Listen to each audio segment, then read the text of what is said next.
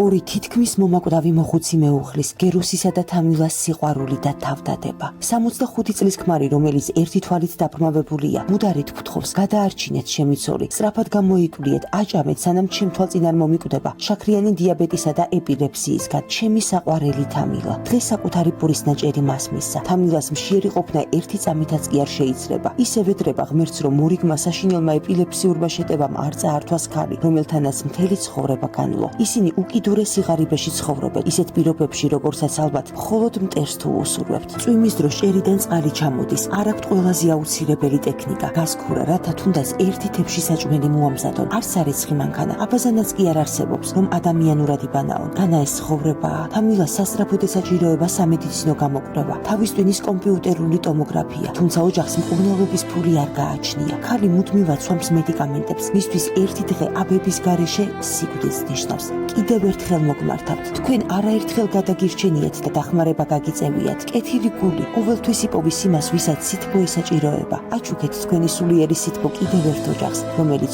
უდიდეს უბედურებაში აღმოჩნდა. გადარიცხეთ ნებისმიერი თანხა ჩერნოვეცკის ფონდის ოფიციალური საიტის მეშვეობით.